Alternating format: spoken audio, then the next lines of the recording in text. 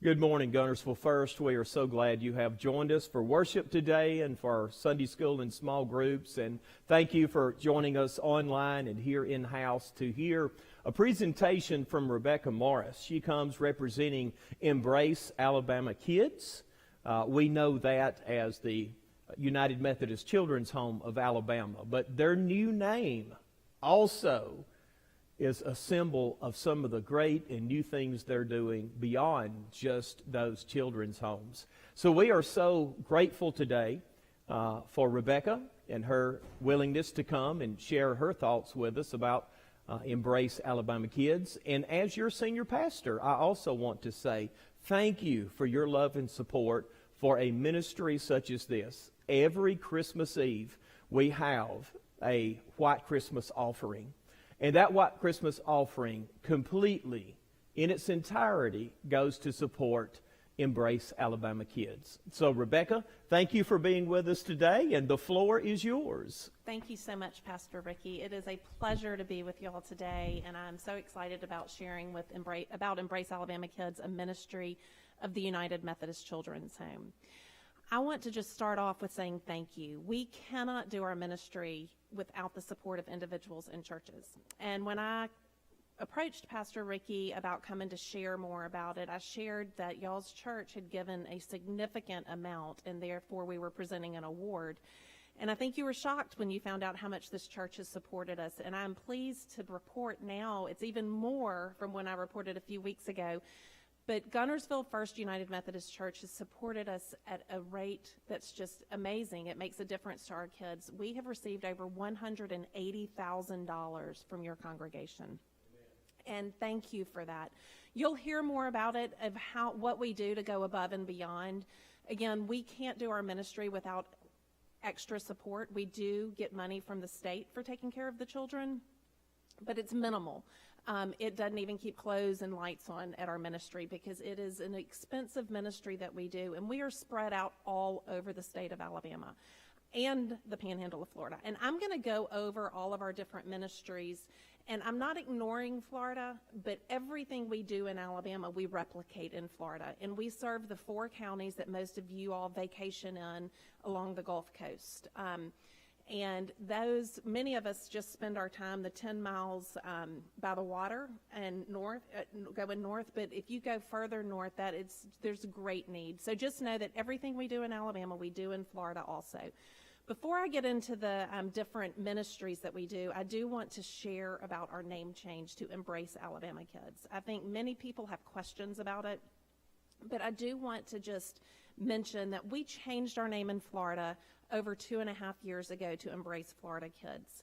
We did that because there was another United Methodist Children's Home. We'd get checks for them, they'd get checks for us, and after much discussion, we decided that we wanted to move forward with changing our name to Embrace Florida Kids. We had such great reception of our new name.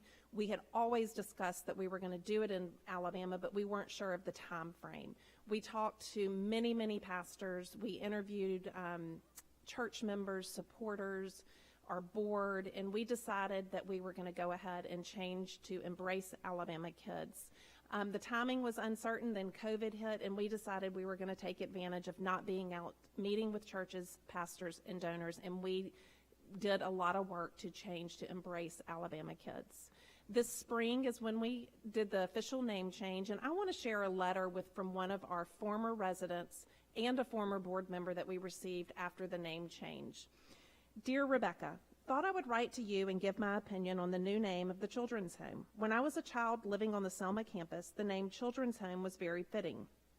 Nearly all of the children came from loving and caring parents and grandparents, as in my family's case. We had lost our father in 1942, and our mother could not provide a living for us. I will always remember the first day we arrived on the Selma campus in 1945. I knew we were welcome, and that was where we needed to be. I was 10 years old. After 8 years, I was ready to go out on my own. I received loving care and so many opportunities that helped me all my life, and God kept his hand on me and my family. I'm so thankful for the home. The children you have now need more than we needed. They come from different backgrounds, and now they need the embrace you provide. I often think of the needs that they have done without. The children's home is trying to fix some of the hurts, so the name Embrace is so fitting to the child now. I'm so very thankful the home was there for me and my family.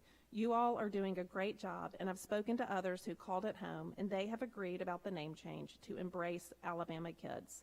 Love, Miss Iverson. So as I said, Miss Iverson grew up at the children's home. And many of y'all probably know about the Selma campus. This is where kids from all over the state came when they needed the home. And I just want to say that because we still care for kids all over the state in all of our different ministries y'all are about to hear about.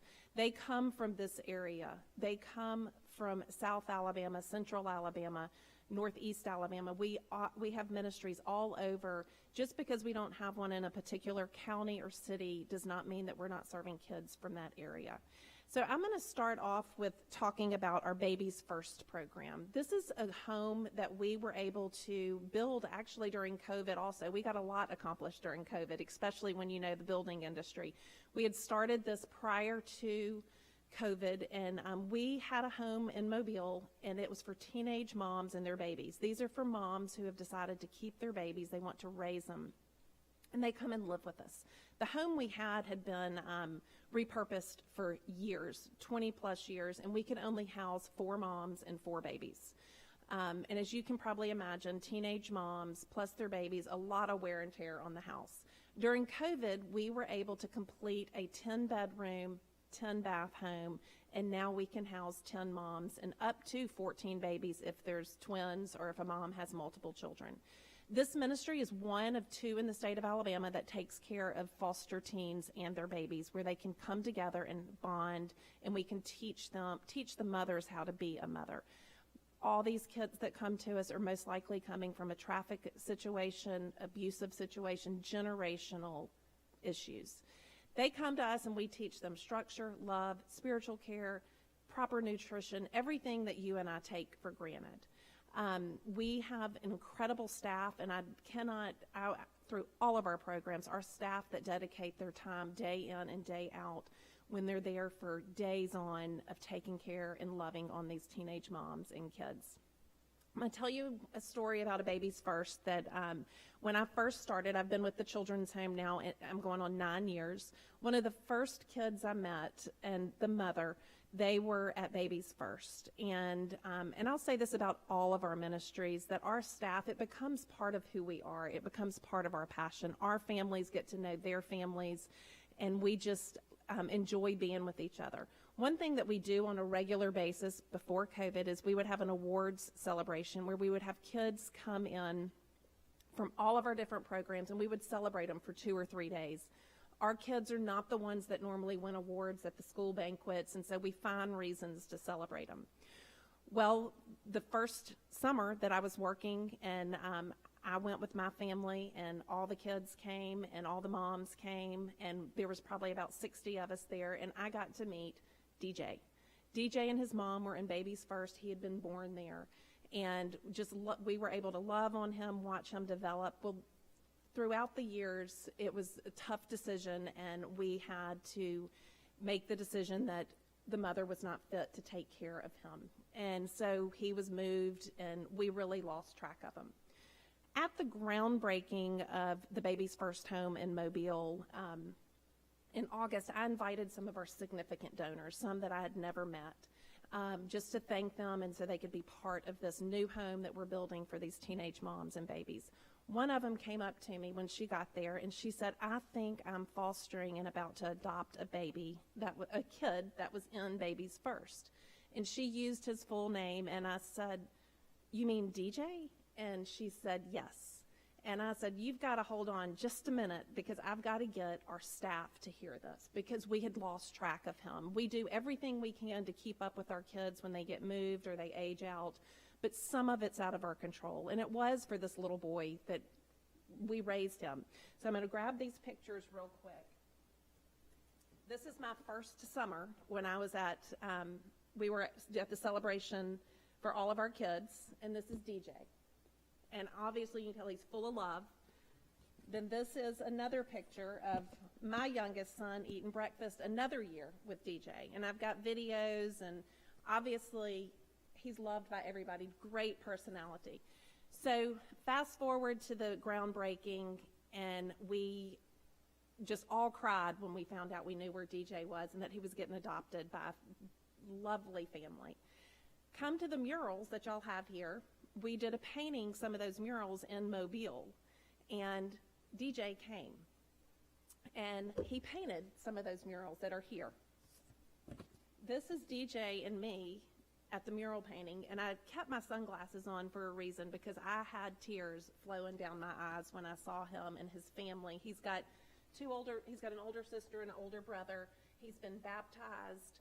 And one of the most beautiful things that speaks to our staff that love on these kids, again, all the time, is Miss Blondine. She retired, but she is his surrogate grandmother now. She was at his baptism. She goes to his sporting events. She is part of his life now.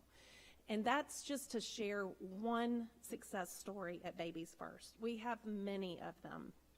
The babies' lives are changed. The mothers' lives are changed. And again, this is a home in Mobile that serves kids from this area, that serves kids from Birmingham. It's one of 2 ministries that helps train and teach and love on these teenage moms that have had such a difficult time so they can care for their babies. So now I'm going to move to family preservation. And family preservation is done in different areas of our state, and it is one of the most important ministries I think that we have. Family preservation is when a family in your community has been identified as that if something doesn't change, their children are most likely going to be removed. Or their children have been removed, but the parents have been on the right track and they're going to get reunified with the family. Our family preservation staff work with that family, and they're on call 24/7. They can work anywhere from up to 3 to 6 months with this family, depending on the needs.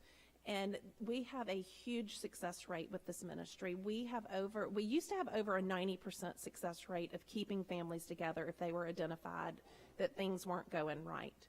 It's dropped some to about a little over 70%, and that's because we used to not work with families that were dealing with addictions. We are doing that now, and as many of y'all know, that gives us other things that we've got to take into consideration.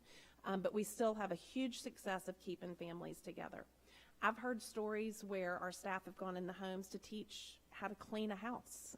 You and I take that for granted, I think, that we know that things have to be picked up, but I've heard where the staff have gone in and their kitchen, you can't even see the sink or counters because they have stuff all over it.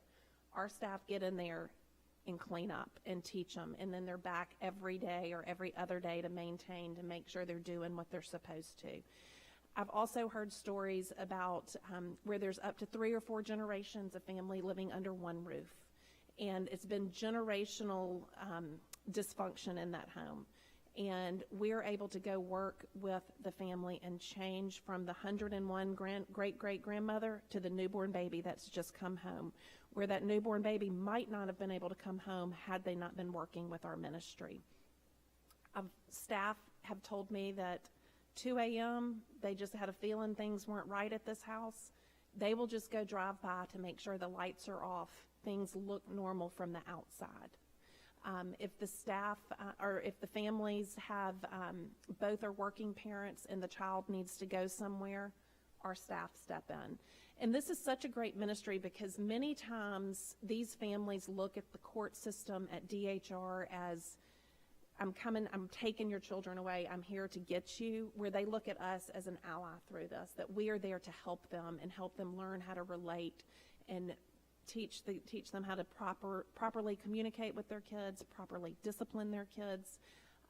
Any extra needs that they might have, we're there to help them. So the family preservation, I cannot speak highly enough, and the staff that go out there into these homes. It's looked a little different through COVID. We've had to get creative, but many of the home visits now just take place outside.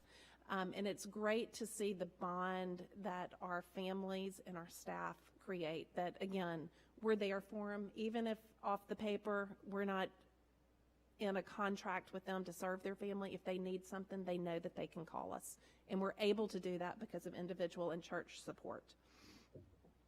So we've been over Babies First, family preservation, Foster care. Many of y'all know about foster care. I'm sure that y'all probably have friends or family that have fostered children, and we've got different types of foster care that we do. We do basic foster care, which you would think of as it's just a child, put them in the foster care home. I really don't think any any foster care situation should be named basic, because these kids are coming with some sort of abuse or neglect or abandonment issues. And so there's therapies that are needed, specialized care. But when it goes above and beyond that, we have an enhanced foster care, which is siblings of 4 or 5 kids that get placed in one home. And then we also have therapeutic foster care. Therapeutic foster care is when a child has a diagnosis, and it could be a behavior, mental, physical, any sort of diagnosis. We have specially trained foster parents that do that. To me, that is an amazing ministry. There's many stories I could share there. One of them is we have a foster family. It's not even a foster family anymore because they've adopted the 2 girls, but they were in their 60s. They'd already raised their families, and then they started to foster, and they wanted to do therapeutic. They started fostering these 2 little girls that were nonverbal and had some major speech issues.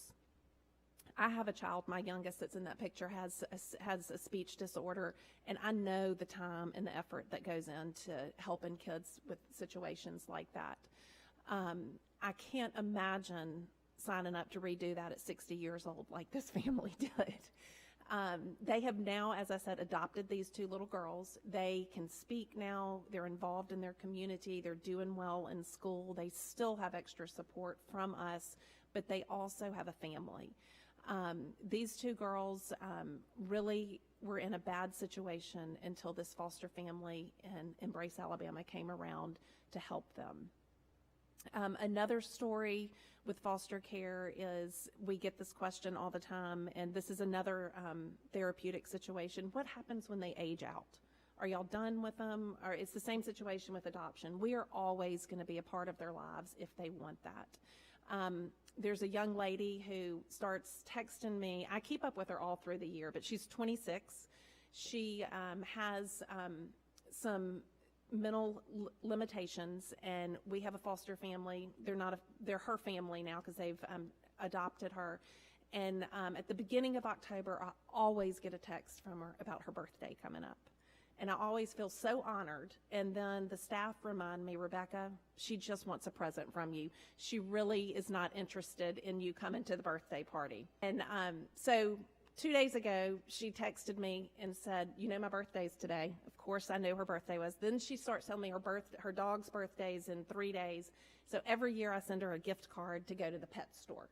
And her adoptive mother said how much she loves it because she feels like she has her own money, her own credit card. And so hopefully she'll share with me what she gets, but I'm not sure if she will. Again, we stay in touch with her. She told me she was going out to lunch with her foster care, who was her foster care supervisor, I think today for her birthday. Again, our kids, they do age out on paper, but they never age out of our hearts.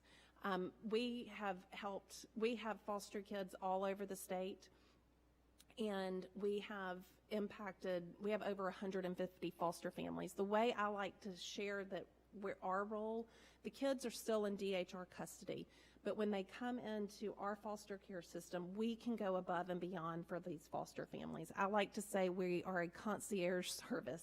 If a foster family needs a car seat, if they need a baby bed, again, if both parents work and the child needs to go to the doctor, our staff step in and take these children.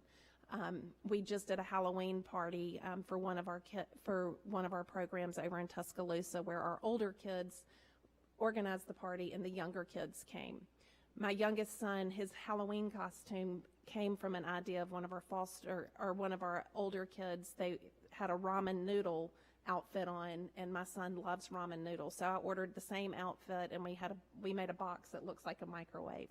And so I sent an email and said, make sure you tell him how much I appreciate the idea for my son's Halloween costume. Again, we do everything that y'all do with your kids, from Halloween, from Christmas, Thanksgiving, last year, one of our programs did a Halloween pumpkin carving contest, and our older kids, who we thought were not going to get into it, loved it because they had never carved pumpkins. So sometimes it's the first that we get to do with some of our kids. The next ministry I would like to talk about is Mary Ellen's Hearth. And again, this serves moms from all over the state. These are adult moms with children. And this is a ministry that we took on pre-COVID, and they were looking for an executive director, and they didn't have the administrative staff that we have, and I will speak to that right now, that most of our staff are in the programs. We have a support center that has our CEO, HR, finance, and external affairs. My office is in Birmingham. This other one's in Montgomery. Mary Ellen's Hearth, along with our administrative offices, are in Montgomery. So we went to this ministry and asked them if they would consider joining and being a partner with us, and we would run the ministry and do their HR, do their finance, do their business, their fundraising, and we would take on all their staff, and they would become part of our ministry. And it worked out so well that now that they are fully integrated, and this is a ministry again to moms that have 1, 2, or 3 children, adult moms, and it's in Montgomery. And I believe it can have up to about 12 moms, 12 or 14 moms. And then, of course, if you've got 2 or 3 babies, 2 or 3 kids, it is a large, large facility. During COVID, it was quite difficult getting things online for the kids to go to school, but I think we purchased over 70 computers for all of our kids through COVID. Again, the Mary Ellen's Hearth is where we're teaching the moms. They have to cook for their kids. They have to go to work every day. They have to get their kids to school. Again, it is teaching them how to be a mother and break generational curses. So that's Mary Ellen's Hearth in Montgomery. And then in Birmingham, we have the Overton Home. And again, this serves kids from all over the state. The Overton Home has kids that have autism. And we have 8 boys in that home. It is in partnership with Glenwood. And Glenwood is they are the top of the top for taking care of kids with mental autistic needs or adults. And they do children all the way to adults. We've been in partnership with them, I think this is our 6th year, where they manage that home and they take care of those kids. Those kids come from all different backgrounds. Some might be in the state custody. Others have family support, but their behaviors and their needs are too great to be taken care of at home. Many of the kids there are nonverbal, and that home is anywhere from 12 to 18-year-olds. We have just finished building an outdoor space for these kids because we did not have a safe environment besides the driveway in the front yard for them that they could really go into. And many of these kids can get extremely overstimulated, and this now provides the staff and the kids a place to go and be able to be outside. As y'all all know, when it's a pretty day like this, it's good to get outside. So we're excited about the Overton Home, and we would love to potentially do more partnerships. As I spoke of Mary Ellen's Hearth, of that ministry, and the Overton Home, when we find like-minded ministries, we would love to talk with them and see if there's a potential for partnership. We don't see the need to necessarily reinvent a ministry if it's already being done. But as I said, we've got great structures in place already that we could work together. The other ministry I'd like to talk about is school readiness, and we do this in different parts of the state also. And this is a smaller ministry, but it's very important, of where we work with undereducated and underserved areas. Where we're teaching the parents how to be their child's first teacher. As many of you can relate, going into kindergarten for the first time can be very intimidating if you're educated and you have everything, you appear to have everything put together. But for moms that maybe don't speak English well, they didn't graduate from high school, we're going into these homes and working with these moms to build their family unit up so when these kids go to kindergarten that they're ready. The school readiness program is one that has great success also, and usually these kids are going to school, they know their letters, they know their numbers, they can read their sight words, and so they're sometimes a step ahead, which gives them the confidence to continue with their education. The last 2 ministries I'm going to talk about are our higher education homes and our group homes, or one of our group homes down in the Dothan area. Again, both of these serve kids from all over the state. Before I jump into those, I do want to just speak at our group home. We have transitional living behind the apartments. I'm sorry, behind the home. Transitional living is when our kids have either shown great independence, they have a job, and they're ready to learn to go the next step of independence. And so we set them up in an apartment where they have their own kitchen. They have to cook for themselves, but if they decide to spend all their money on a video game, they have dinner. We're not going to let them go hungry, but we teach them the next month that you've got to manage your money a little bit more. So the settlement home that I spoke of earlier, we have boys there, teenage boys. I have 3 teenage boys. This home has anywhere from 5 to 8, depending on what the kids are doing. And I just am amazed at how well these boys do. They are into sports. They clean their rooms. Our staff work with them on spiritual development. They go to church. These boys seem to always, when we used to do our celebration weekends, they would always win Bible trivia. But this is a home. Once they go into the independent living or graduate from high school, we always work for the next step. We don't know they all could take different tracks. We have one young man that just finished his certificate for heating and air. We've provided all the support for him to do that. The other young man that I'm going to share about is Eric. And Eric, he came to us when he was 8, and he was very timid, scared, anything that you would think of. And he started school, he did sports, and started really opening up. He started feeling like he belonged. He graduated from high school, and he decided he wanted to move into the apartments behind, try community college. After a few months, he was like, this is not what I want to do. He didn't have the structure that he was used to, and he just kind of felt like he was floundering. Through our group home manager there, who's a lifelong military man, he said, you need to try the military and go into the Army. He did not want to do that, but through John's encouragement, they went and he did it. And he graduated from basic training. During basic training, he was a leader. When he graduated, I went, plus all his brothers from the group home, plus all of our staff. And I say that because we are his family. And again, we are able to take all those boys because of your support. That is something that's not reimbursed by the state. We loaded them up, drove to Georgia, spent the night in a hotel, took them all out to dinner to celebrate his graduation.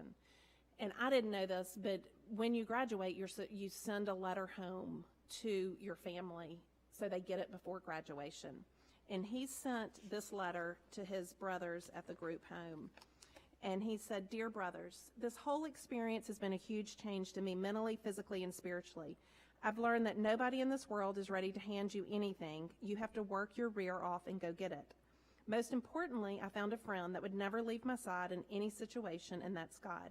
Whenever I had no one to turn to, he was right there protecting me the entire time. He'll never leave you or forsake you, even when you reach your lowest points. I appreciate everything that Embrace Alabama Kids has done for me. You all helped shape me into the man I'm becoming, and y'all are the reason I'm physically and mentally fit to be part of one of the strongest fighting forces in the world. I wouldn't trade you guys for anything in the world.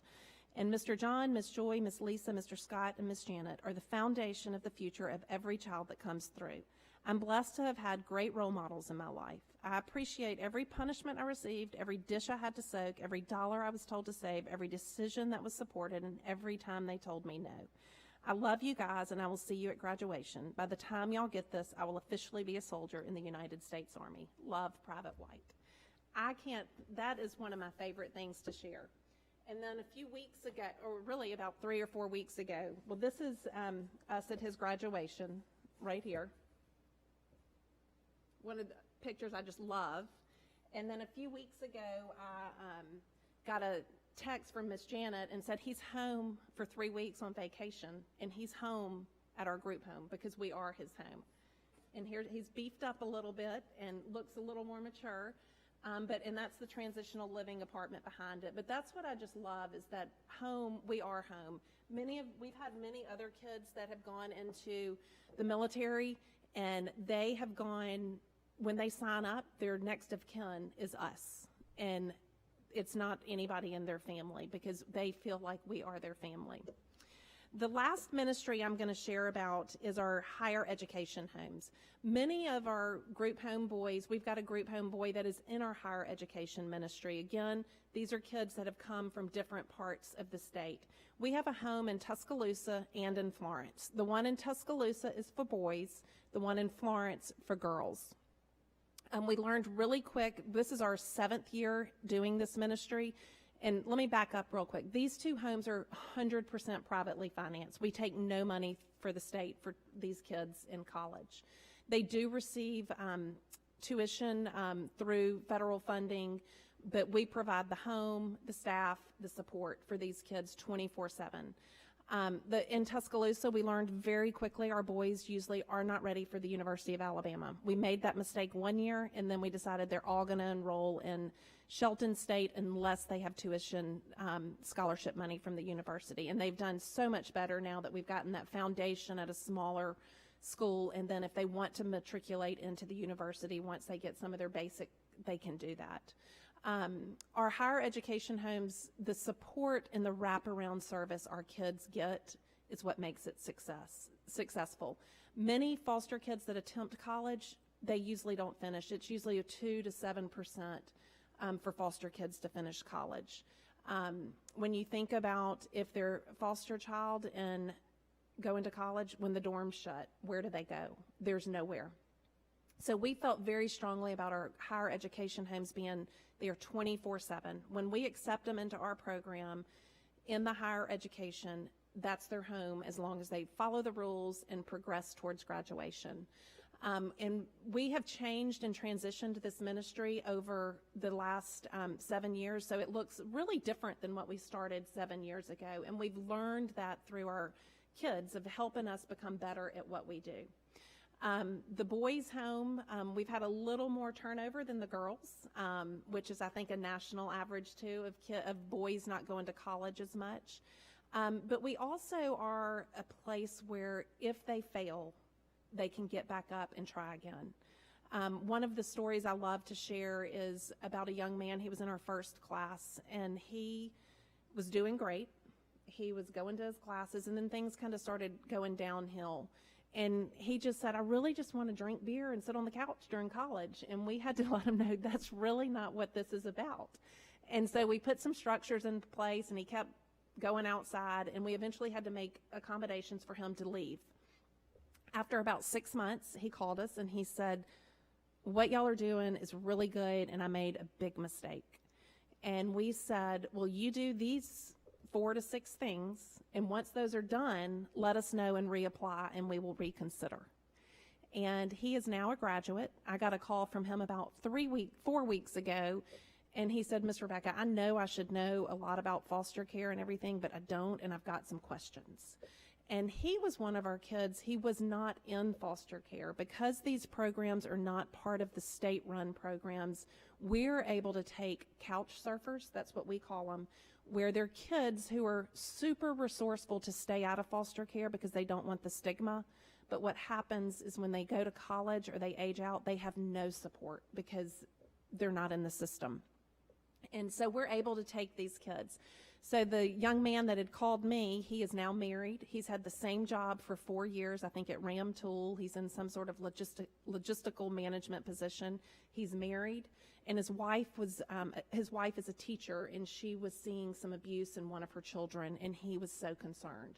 And so he called, and again, I didn't have all the answers, so I connected him with someone in the programs, and Miss Janet told me, she said, I think I've talked to him 18 times in the last 3 days.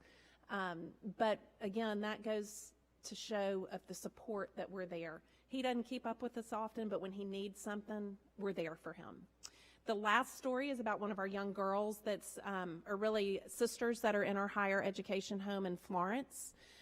They actually come from northeast part of the state, and they were very resourceful and stayed out of foster care. They were in foster care as little girls, got out of it, and lived with a family friend. But again, the family friend was like, once y'all graduate from high school, you've got to figure something else out.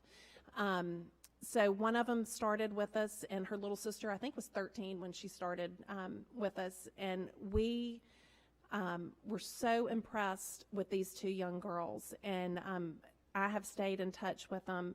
The older sister has been promoted multiple times. She's married. She has 2 children.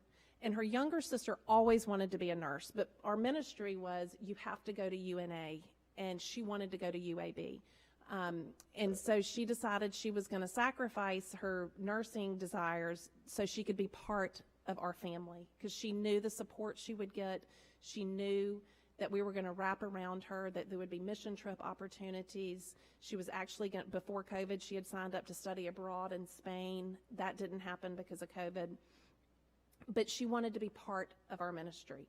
And she did so well her first year, and did, the younger sister, and did everything that she was supposed to. Afterwards, she came and presented us with a proposal of her transferring to UAB. She had already done all her work to say, this is what I have to do. And we allowed that, and because she was doing so well, she still has to meet with our managers on a weekly, monthly basis and do things to stay connected. And this is a picture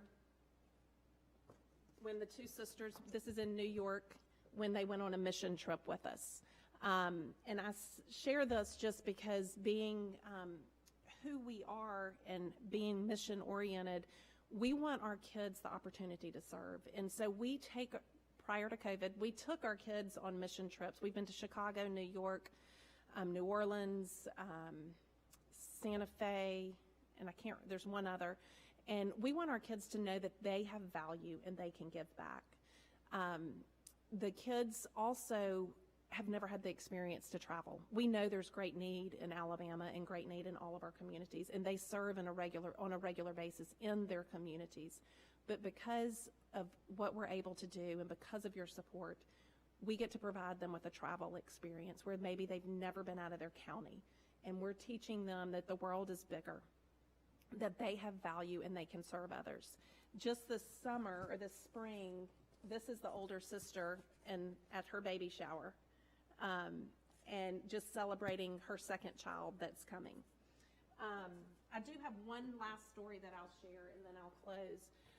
About another young lady. She has graduated also. She lives up in this area, and she's got one more semester, I believe, of her MBA and will graduate.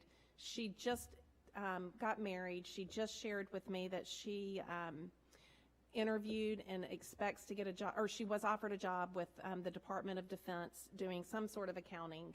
And during COVID, this is her in front of her new house that she just bought. I've been to her house. It's beautiful. And these stories, we've got many, many stories. And I've got some material that I'm going to leave wherever it's most convenient. And I hope that you'll pick it up. This is a really good piece that tells personal stories like this for all of our ministries. Again, we can't do our ministry. We can't go on the mission trips. We can't take them to celebrate their successes. We can't go above and beyond without individual and church support. We are thankful for Gunnerville First United Methodist Church and all that y'all have done. As I said, y'all have been amazing supporters, and we are so very thankful. Thank you, Pastor Ricky. Well, thank you for sharing that with us today.